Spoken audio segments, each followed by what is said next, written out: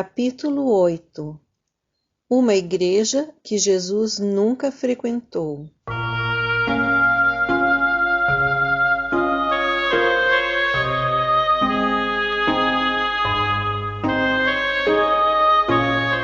Sem dúvida, àquela altura, eu tinha tudo contra mim, e a lição que eu ia aprender tinha de ser aprendida ao extremo.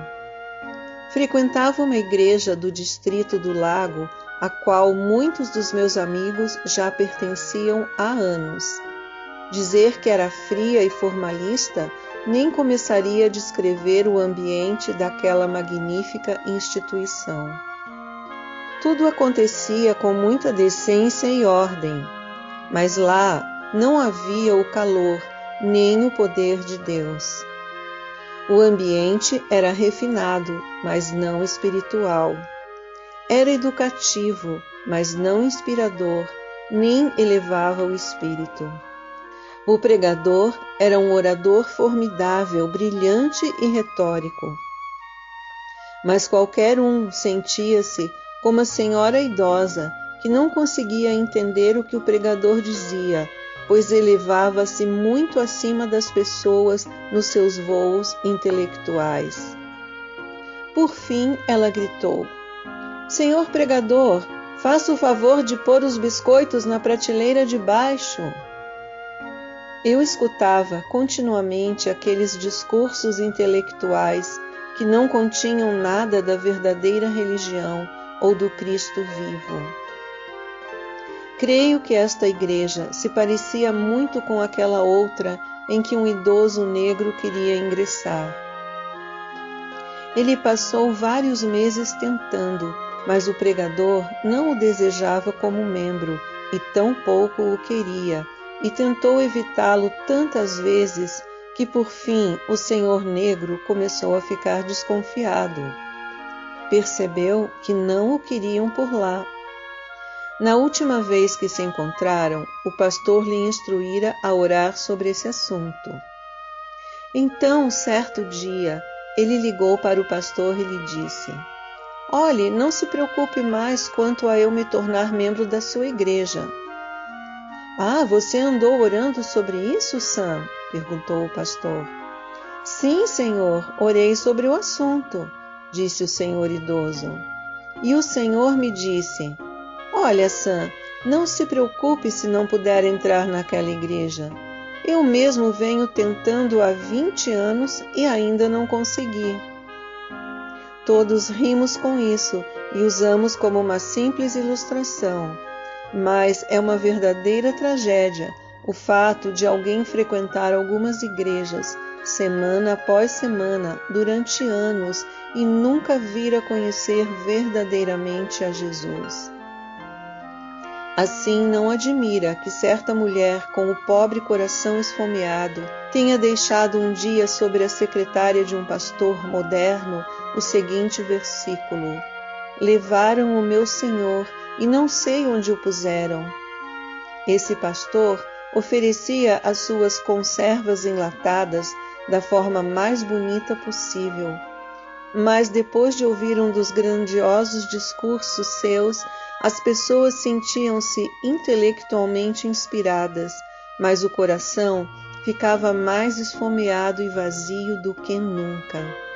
Depois dessa experiência, meu pobre coração ferido ficou mais frio do que nunca. Ficou literalmente congelado no formalismo, racionalismo e modernismo.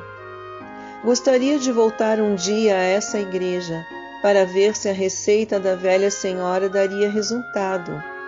Ela chamava-se Marta e fazia o melhor sorvete de toda a comunidade. Sempre que havia uma reunião, uma quermesse ou evento importante na igreja, Marta tinha de fazer o sorvete, pois ninguém conseguia fazer um sorvete como o dela. Certa tarde, ela ficou animadíssima ao receber a visita de alguns grandes aristocratas do bairro. Recebeu-os na sua varanda, sorrindo de felicidade e balançando-se para frente e para trás na sua cadeira de balanço, muito feliz com aquela visita inesperada. De repente, a sua alegria se transformou em desconfiança. Descobrira a verdadeira razão da visita. O que eles tinham vindo fazer não era visitá-la. Queriam era saber como é que ela fazia o sorvete. Marta, disse o porta-voz do grupo, vamos ter uma reunião social na igreja e queremos saber como é que faz o seu sorvete, porque ninguém nessa cidade sabe fazer um sorvete como o seu. Olha, respondeu a querida senhora, eu vou dizer aos senhores como é que eu faço o sorvete. Eu pego os ovos, o açúcar, a nata, um extrato de baunilha e ponho tudo em dentro daquela sorveteira e misturo tudo. Depois eu boto a tampa na sorveteira. Quando a noite chegar, eu punho a sorveteira nas costas e levo até a igreja do Senhor e deixo encostada. Quando volto cedinho de manhã, tá gelado. Ora, com essa história, a senhora descreveu precisamente a reação que aquela igreja formalista e fria provocou no meu coração. Como é verdadeiro o versículo: tens nome de que vives, mas estás morto. É verdade que naquela época haviam igrejas que tinham calor e poder, o fogo do Espírito Santo. Encontra-se isso em qualquer denominação onde Cristo é exaltado. Os corações dos homens são abençoados e as vidas são transformadas. Se naquela altura eu tivesse encontrado uma igreja assim, talvez essa história nunca seria escrita.